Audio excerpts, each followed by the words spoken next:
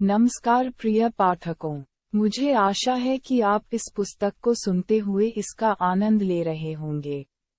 दोस्तों, यह नया अध्याय नाम आजीविका के बदलते परिवेश इस पुस्तक का एक बहुत ही महत्वपूर्ण हिस्सा है और यह आपकी विचार प्रक्रिया को बदल सकता है।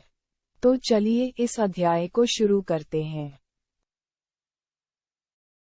आजीविका के बदलते परिवेश अपने जीवन को सुचारू रूप से चलाना आर्थिक स्वतंत्रता से ही संभव है। आधुनिक जीवन शैली जहां एक ओर हमारे लिए विभिन्न प्रकार की सुविधाओं जनित उपकरण प्रदान कर चुकी है, तो वहीं दूसरी ओर उनके रखरखाव की एक बड़ी समस्या दायित्व के रूप में भी प्रस्तुत कर चुकी है। यदि कोई वस्तु सुविधा को ध्यान में रखते हुए खरीदी जाती है, तो वह अपने रखरखाव के लिए हमारा ध्यान भी अपनी ओर सदैव आकर्षित करती है। भारतीय जीवन शैली में अति प्राचीन समय से ही एक विशेषता थी जिसे हम लोग सादा जीवन उच्च विचार की पंक्ति के रूप में जानते हैं। कुछ बुद्धिजीवियों ने इसका अर्थ यह निकाल लिया कि हमें सुख सुविधाओं से सदैव दूर ही रहना चाहिए।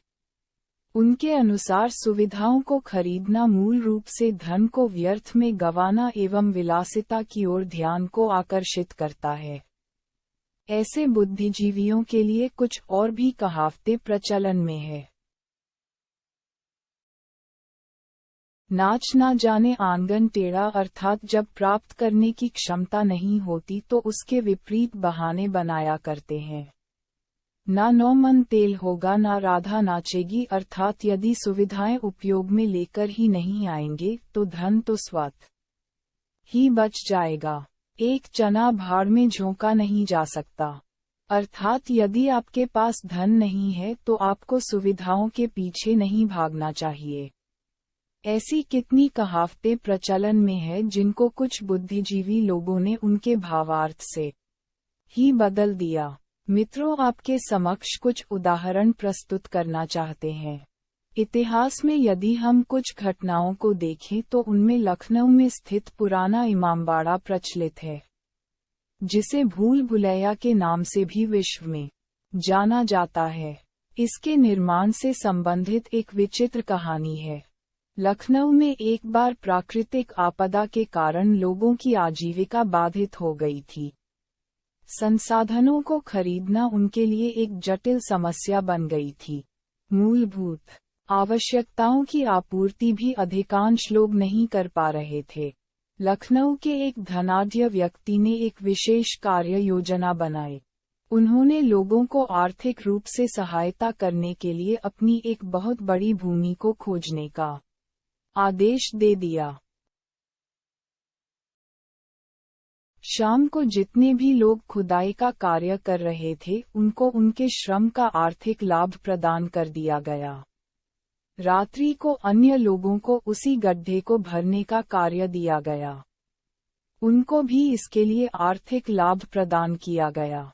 ये कार्य कुछ समय तक इसी प्रकार चलता रहा। ऐसा करने से बहुत सारे लोगों की आर्थिक स्थिति पहले से सामान्य हुई।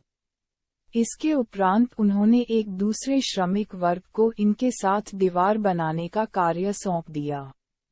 दीवार बनाने के लिए उन्होंने विभिन्न प्रकार की दालों जैसे अरहर, मसूर, मूंग इत्यादि का प्रयोग किया। इसके साथ ही चूने इत्यादि का भी उपयोग किया। इस पूरे कार्य को सभी को भुगतान भी किया गया। धीरे धीरे एक आधार तैयार होता चला गया। इस आधार को एक ढांचे में बदल दिया गया जिसका नाम बाड़ा रखा गया।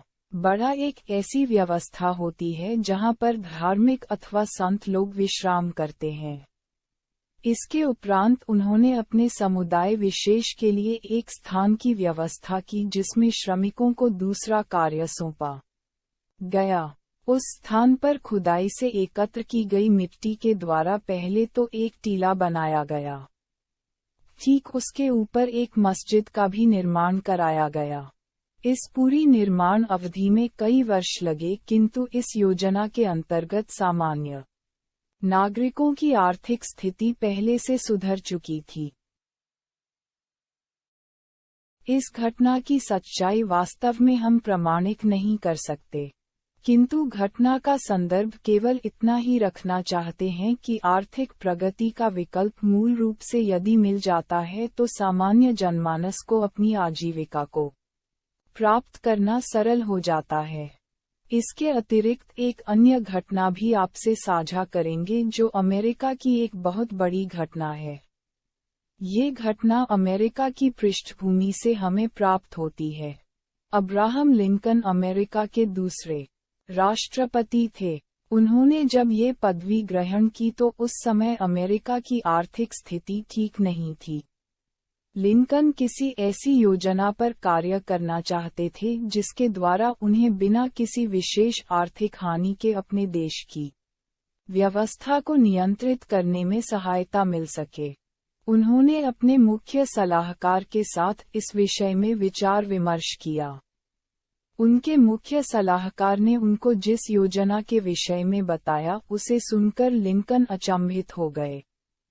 उन्होंने इस पर चिंतन किया तो उनको इस बात का अनुमान लग गया कि इसमें उनके देश को अत्यधिक क्षमता प्राप्त हो सकती है। लिंकन इस बात को समझ गए थे कि मुद्रा यदि सामान्य जनमानस के पास उपलब्ध हो जाए तो वहां की स्थिति सामान्य से उत्तम हो सकती है। अमेरिका में उन्होंने एक नए आर्थिक आधार का प्रारंभ किया। इसके अंतर्गत उन्होंने नवी मुद्रा का निर्माण अपने ही देश में करना प्रारंभ कर दिया।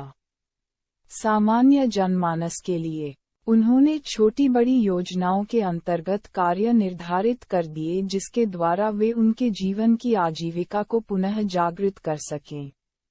ये कार्य करने के कुछ ही महीनों में अमेरिका की आर्थिक स्थिति पहले से सुदृढ़ होने लगी।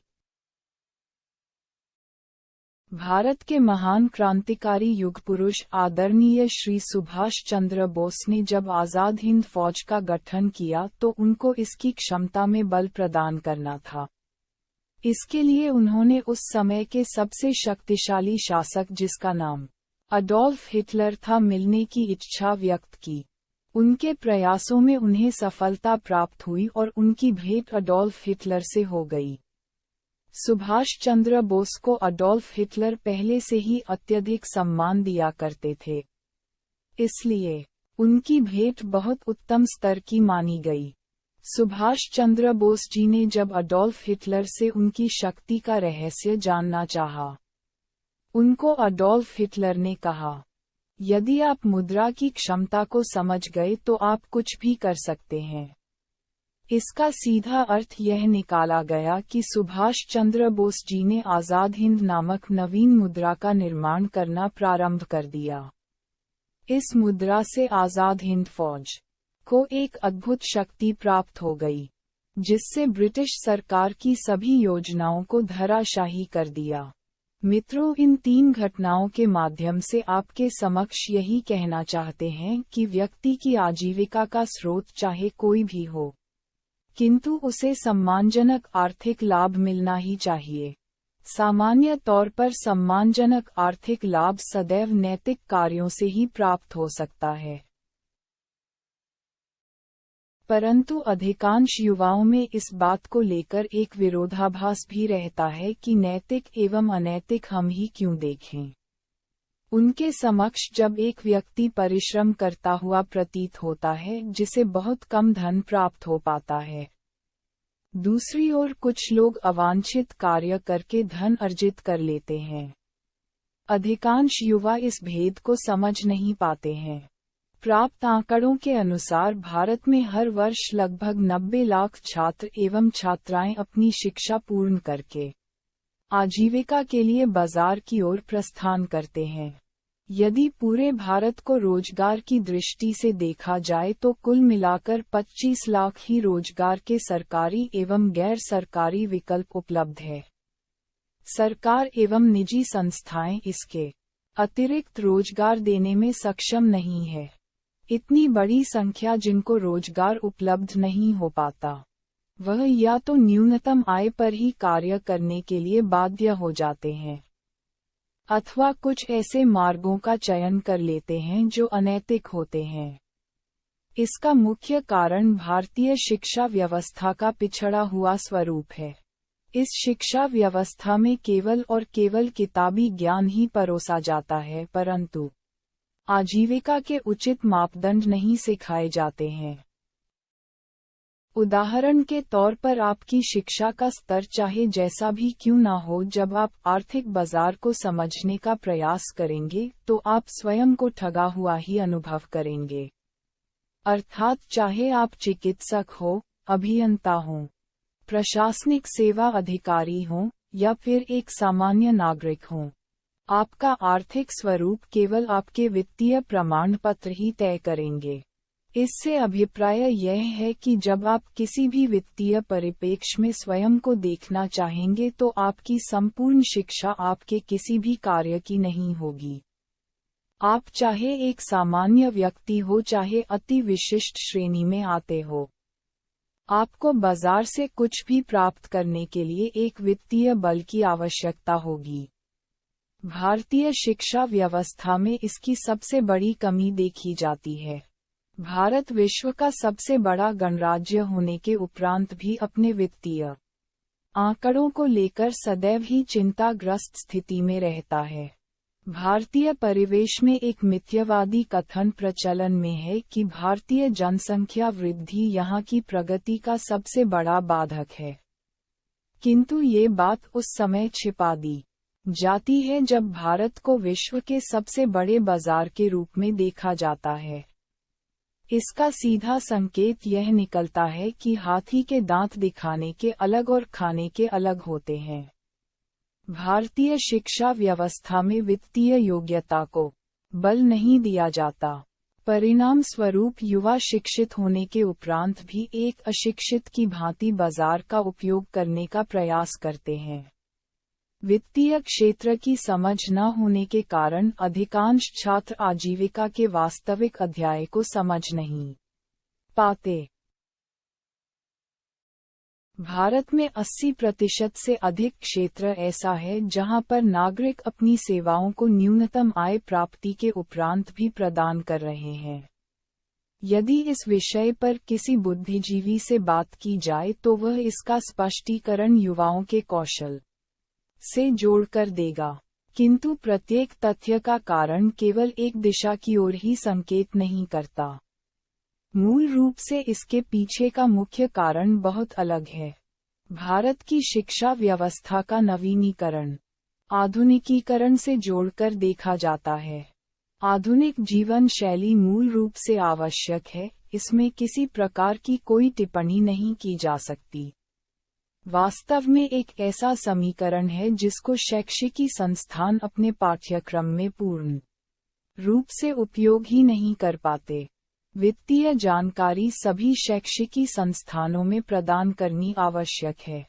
भारत में एक ऐसा बौद्धिक क्षेत्र अपनी सेवाएं प्रदान करता है जिसके माध्यम से यह विशेष तौर पर कहा जाता है कि प्रत्येक युवा को अपनी सेवाएं किसी के अधीनस्थ होकर प्रदान नहीं करनी चाहिए, किंतु यह वर्ग यह नहीं बता पाता कि व्यक्तिगत रूप से यदि किसी को भी अपनी आजीविका के लिए किसी मंच का निर्माण करना हो तो उसकी आधारभूत आवश्यकताएं क्या होती हैं। किसी भी मंच को निर्माण करने के लिए मुख्य तौर पर 4 स्तंभों की आवश्यकता होती है। इन 4 स्तंभों को संसाधन, संचार व्यवस्था, कार्यप्रणाली एवं कर्मठ सेवा कर्मियों से देखा जाता है। कार्यप्रणाली 2 आयामों में कार्य करती है। पहला उत्पाद को कच्चे माल से उसके अंतिम स्वरूप तक पहुंचाने का कार्य एवं दूसरा उस पर व्यय की गई आर्थिक लागत। जब कभी भी किसी वस्तु का निर्माण किया जाता है तो उसका उत्पादक उसके मूल्य का निर्धारण कई प्रकार के बिंदुओं को ध्यान में रखते हुए करता है। उसके मूल्य के निर्धारण के लिए कुछ बातों का विशेष ध्यान रखना पड़ता है, जिसमें कच्चे माल की लागत, उत्पादक क्षेत्र पर पहुंचाने की लागत, उत्पादन शुल्क एवं तैयार वस्तुओं को बाजार तक पहुंचाने की लागत। इसके अतिरिक्त मूलभूत सुविधाओं जैसे सेवा कर्मियों की स्वास्थ्य व्यवस्था, शुद्ध जल, विद्युत स्थानीय सफाई इत्यादि की लागत को भी जोड़ा जाता है। इन सभी के अतिरिक्त सरकारी सेवा कर विशेष तौर पर जोड़ दिया जाता है। इन सब को जोड़ने के उपरांत वितरण प्रणाली का विशेष खर्चा जैसे प्रचार माध्यम, यातायात व्यवस्था, सुरक्षा संबंधी नियमों की व्यवस्था एवं इस पूरी व्यवस्था में सेवा कर रहे प्रत्येक व्यक्ति के लाभ को जोड़ने के उपरांत वस्तु की वास्तविक धनराशि निर्धारित की जाती है। इस पूरी व्यवस्था में जिस धनराशि को अंतिम स्वरूप दिया जाता है उसे अधिकतम विक्रय शुल्क के रूप में जाना जाता है। जब एक उत्पाद को लेकर इतना ध्यान दिया जाता है तो हमें ये समझना होगा कि शैक्षिकी व्यवस्था के अंदर वह कौन से 4 स्तंभ हैं जिन पर हमें विशेष ध्यान देना होता है।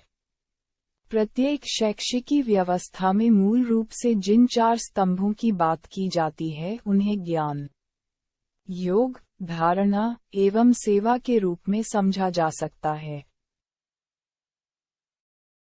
ज्ञान अर्थात हमारा शिक्षा प्राप्त करने का उद्देश्य, योग अर्थात उसे प्राप्त करने की वास्तविक विधि, धारणा अर्थात उसका यथार्थवादी उपयोग करने की कला, सेवा अर्थात उसके उपयोग के उपरांत हमें क्या प्राप्ति होनी चाहिए। इन चारों स्तंभों में से मूल रूप से हमें 2 स्तंभ ही सारांश में प्रदान किए जाते हैं। हमारी शिक्षा व्यवस्था में शिक्षा के प्राप्ति के उद्देश्य को ही सही अर्थों में हमें समझाया नहीं जाता है। उद्देश्य के बिना हमसे योग लगाने का बलपूर्वक आग्रह किया जाता है। ऐसी स्थिति में हमारी धारणा खोखले भविष्य की ओर हमें जाने का मार्ग बता देती है। सेवा के रूप में केवल यही बताया जाता है कि आप जितना अधिक धारण कर लोगे इतनी बड़ी सेवा आपको प्राप्त होगी। अर्थात सेवा के रूप में हमें क्या प्राप्ति होनी चाहिए इसका सटीक ज्ञान हमें प्राप्त ही नहीं हो पाता। निष्कर्ष यह निकलता है कि जब हम अपने शैक्षिकी क्षेत्र से व्यवसाय के क्षेत्र की ओर कदम रखते हैं तो हमें अपनी मुख्य लागत का ही ज्ञान नहीं होता एवं हम बाजार को एक भिक्षुक की भांति देखने लगते हैं। एक भिक्षुक जिस प्रकार से अपने सामने खड़े व्यक्ति को उसकी इच्छा के अनुसार कुछ भी प्राप्ति के लिए निवेदन करता है, ठीक उसी प्रकार एक युवा नौकरी नामक व्यवस्था के लिए संबंधित संस्थान के सामने उपस्थित हो जाता है। संबंधित संस्थान हमारी इस मूर्खता का भरपूर लाभ उठाता है एवं हमें भी दान स्वरूप भेंट देते हुए श्रमिक की भांति कार्य करवाता है। जहां हमें अपनी सेवाओं को देना होता है वहां हम अपने श्रमिक मस्तिष्क को उपयोग करते हुए कार्य करना प्रारंभ कर देते हैं। सेवा एक धर्म होती है किंतु इसके लिए प्राप्ति भी तय होनी चाहिए। अपनी आजीविका को ध्यान में रखते हुए हमें अपनी सेवाओं को बेचना भी पड़ सकता है। एक बात हम सभी को अपनी स्मृति में रखनी चाहिए कि समाज में प्रत्येक व्यक्ति किसी न किसी रूप में अपनी सेवाओं का दान अथवा विक्रय भी कर सकता है, किंतु यदि सेवा के विपरीत आर्थिक लाभ न्यूनतम मिले, जिसे हम वेतन कहते हैं, तो यह मूल रूप से हमारे भविष्य के लिए एक प्रश्न चिन्ह बन जाता है। जब हम अपनी आजीविका के लिए अपनी सेवाओं को साझा करना प्रारंभ करते हैं तो उस समय हमें अपने वास्तविक मूल्य का पता होना चाहिए। इस वास्तविक मूल्य को जानने के लिए हमें अपने पूरी शिक्षण अवधि में व्यय किए गए धन को एक निवेश के रूप में जानना आवश्यक होता है। पूरे निवेश को जानने के लिए हमें ये पता होना चाहिए कि हमारी प्राथमिक शिक्षा से लेकर और अंतिम स्तर की शिक्षा प्राप्त करने का वर्तमान शुल्क कितना है। ऐसा हो सकता है कि जब हमने अपनी शिक्षा को प्रारंभ किया होगा उस समय शुल्क की राशि वर्तमान से बहुत कम रही हो, किंतु वर्तमान में जिस धनराशि को समान शिक्षा के लिए उपयोग किया जा रहा है उसी का हमें मूल्यांकन करना होगा।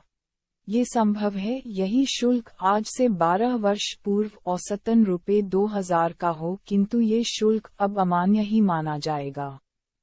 अब उदाहरण के तौर पर आज चाहे आप किसी भी स्कूल अथवा विद्यालय से अपनी शिक्षा प्राप्त करते हैं, एक छात्र पर कक्षा 1 से 12वीं तक का औसतन शुल्क रु 5,000 प्रति माह आता है।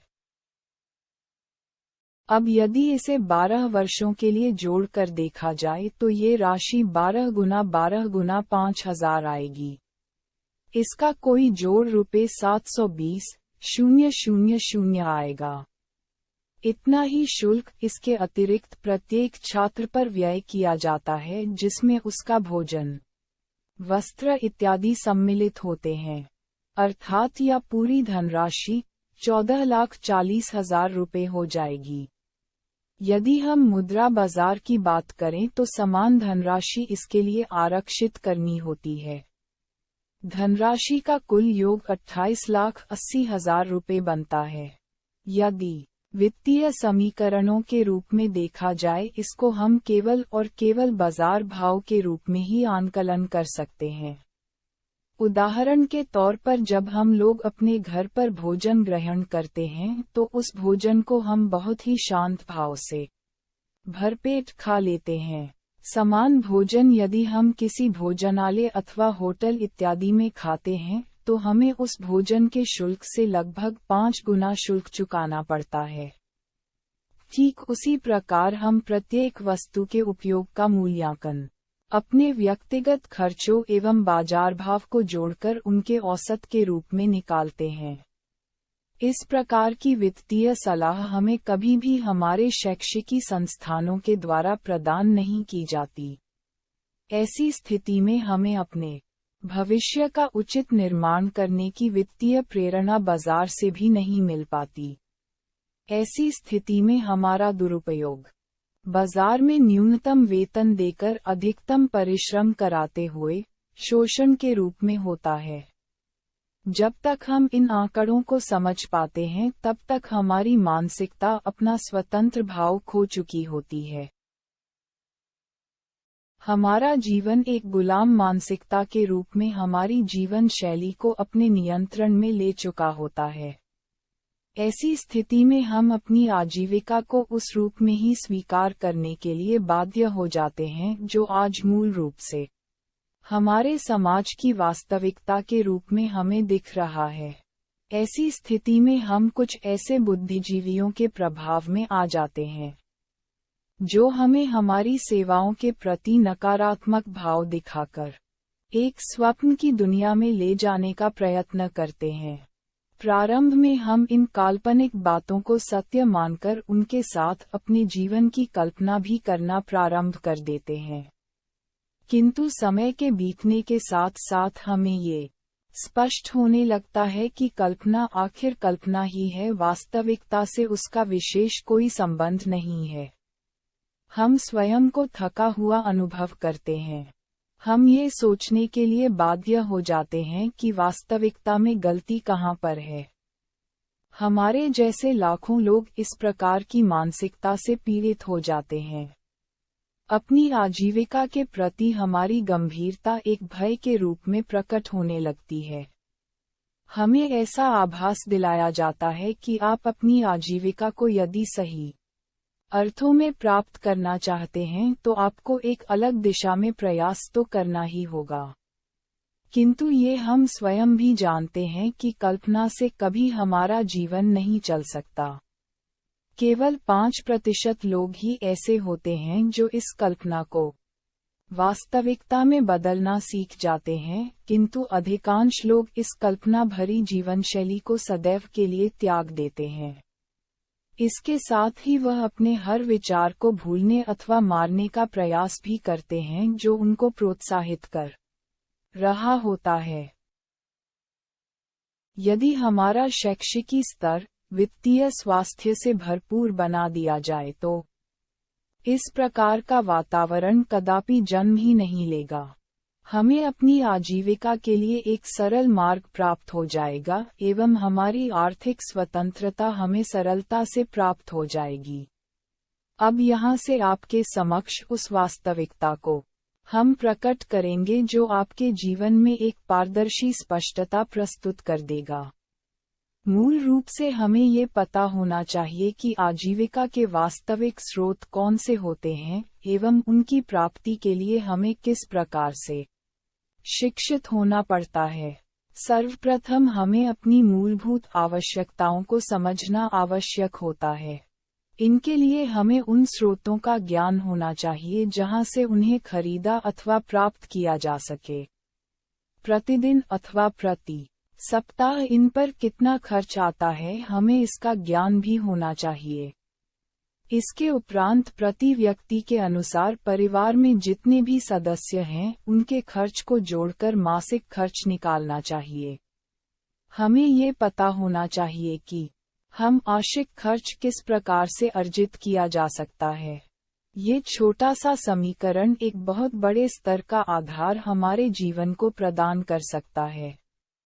इसके उपरांत हमें अपने निवास स्थान पर उपलब्ध उन साधनों का ज्ञान होना चाहिए जो हमें सुविधा प्रदान करते हैं। उनके प्रति रखरखाव में कितना खर्च औसतन आ सकता है, इसको भी हमें लिपिबद्ध करना चाहिए। मूल रूप से हमें अपने निवास स्थान के सभी क्षेत्रों के विषय में ये जानकारी होनी चाहिए कि किस क्षेत्र में कितना मासिक खर्च हो सकता है। इसके उपरांत हमारे समक्ष एक औसतन खर्च की सीमा उपलब्ध हो जाएगी। इस खर्च की सीमा को हम किस प्रकार वर्तमान में अर्जित कर पा रहे हैं, उसके स्रोत का हमें ज्ञान होना चाहिए।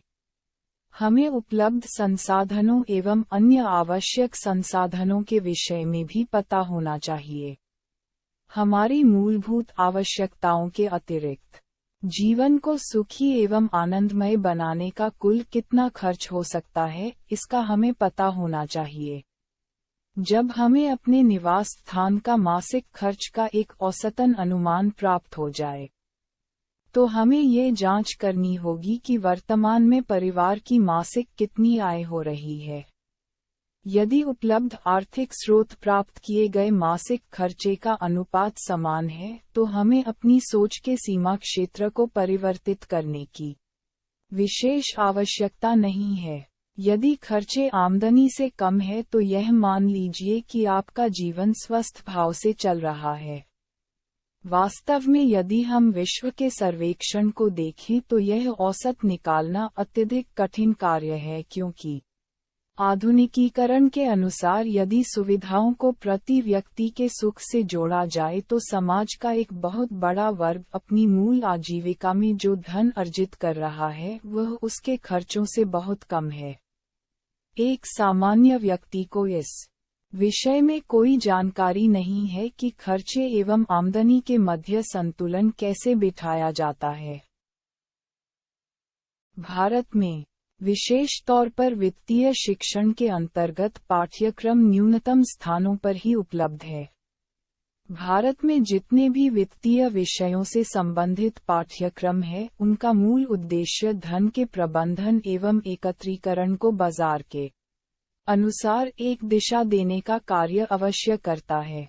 हमारे खर्चे किस प्रकार से सुरक्षित एवं संतुलित रूप में उपयोग किए जा सके, इसकी जानकारी किसी के भी पास नहीं है। जब कभी भी हम लोग आजीविका को अत्यंत गंभीरता से देखने का प्रयास करते हैं तो हमें ऐसे बिंदु प्रत्यक्ष रूप से दिखाई नहीं देते हैं जिनको हम अपनी आजीविका के अनुसार नियंत्रित एवं संतुलित कर सकें। आपने पिछले अध्याय जिसका शीर्षक आवश्यकता, इच्छा एवं स्वप्न था में ये जाना था कि हमें वास्तव में इन तीन दिशाओं में ही परिपक्वता से सोचने की क्षमता प्राप्त नहीं है। ऐसी स्थिति में हम अपने खर्चों को कभी भी संतुलित नहीं कर सकते। वास्तविक वित्तीय शिक्षा भारत में कुछ विशेष स्तर के लोगों के पास ही उपलब्ध है जो इसका भरपूर लाभ उठा रहे हैं एवं हर प्रकार के संसाधनों का समुचित उपयोग भी कर रहे हैं। वास्तव में आजीविका उतनी महत्वपूर्ण उस समय नहीं रह पाती जब हमारे खर्चों में समय के अनुसार बढ़त होती चली जाती है। समय के बदलते परिवेश में यदि हम ध्यानपूर्वक देखें तो हमारी आजीविका का किसी रूप में भी बढ़त होना आवश्यक नहीं है। प्रति व्यक्ति को प्रतिदिन समान जीवन प्राप्त होता है। उसे कुल 24 घंटों का ही समय चक्र प्राप्त होता है। उन 24 घंटों में कुछ ही ऐसे लोग होते हैं जो अपनी आजीविका के स्रोत के अतिरिक्त कई प्रकार के वित्तीय समीकरणों का उपयोग कर लेते हैं। नई सदी में हमारे समक्ष आजीविका को लेकर व्यावसायिक घरानों ने कुछ नवीन शब्दों का उदाहरण प्रस्तुत किया है। इसके अंतर्गत आजीविका को 2 श्रेणियों में विभाजित किया गया है। पहला, सेवा के परिणाम स्वरूप प्राप्त होने वाला आर्थिक लाभ। दूसरा, सेवा के उपरांत भी आपको एवं आपके परिवार को समय के अनुसार आर्थिक लाभ। पहले पक्ष को व्यवसाय भाषा में एक्टिव अर्थात सक्रिय आजीविका कहा गया एवं दूसरे पक्ष को पैसिव अर्थात निष्क्रिय स्रोत कहा गया। इनको एक अन्य भाषा में प्रत्यक्ष एवं अप्रत्यक्ष धन लाभ भी कहा जाता है। दुनिया के अधिकांश जनमानस आजीविका के प्राथमिक स्रोत को सरलता से उपयोग में लेकर आते हैं। इसके अंतर्गत जब आप कार्य करते हैं तो उसके परिणाम स्वरूप आपको धन की प्राप्ति होती है, किंतु जब आप कार्य करने योग्य नहीं रहते हैं अथवा सेवानिवृत्त हो जाते हैं तो आपके पास आय के स्रोत लगभग समाप्त हो जाते हैं। यदि आप किसी सरकारी अथवा बड़े संस्थान से सेवानिवृत्त होते हैं तो संभवतः आपको सेवानिवृत्त भत्ता प्राप्त हो जाता है। भारत में इस प्रकार के वर्गों में आने वाले केवल 2.5% ही लोग हैं जिनको कार्य निष्क्रियता के उपरांत भी धनराशि प्राप्त होती है। बाकी सभी वर्ग जीवन को धकेलने के लिए बाध्य हो जाते हैं। ऐसी स्थिति में प्रत्येक व्यक्ति अपने उन क्षेत्रों को लेकर सदैव चिंतित रहता है जो उसे आर्थिक रूप से चिंताग्रस्त करते हैं। समाज में ऐसी कोई प्रथा प्रचलन में नहीं है जो सही अर्थों में इन सभी का ध्यान रख सके। जब अप्रत्यक्ष अथवा निष्क्रियता वाली आजीविका की बात आती है तो हमारे सामने जो विकल्प उपलब्ध है उनकी वास्तविक जानकारी न्यूनतम स्तर पर उपलब्ध है। हमारी आजीविका के एक से अधिक स्रोत होने आवश्यक माने जाते हैं। प्रत्येक व्यक्ति अपने स्तर पर अपनी आजीविका के लिए प्रयास करता है। ऐसा सदैव नहीं होता कि व्यक्ति केवल धन के लिए ही कार्य कर रहा हो, किंतु उसके उपरांत भी धन लाभ एक स्वाभाविक सी बात है। भारतीय समाज का एक बहुत बड़ा वर्ग केवल धन लाभ के लिए ही अपनी सेवाओं को उपयोग करता है। इसके लिए वह सदैव नए नए विकल्पों की खोज करता रहता है।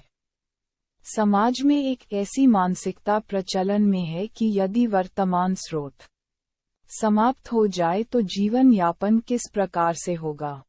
इस भय से छुटकारा पाने के लिए समाज के अधिकांश लोग अपनी आय से अतिरिक्त विकल्पों के लिए प्रयासरत रहते हैं। अतिरिक्त विकल्प वास्तव में एक बड़ी मात्रा में उपलब्ध भी है, किंतु सब अपने लिए एक विशेष प्रशिक्षण की मांग करते हैं। भारतीय शिक्षा का स्तर इतना प्रखर नहीं है जिसमें छात्रों को इससे अवगत कराया जा सके।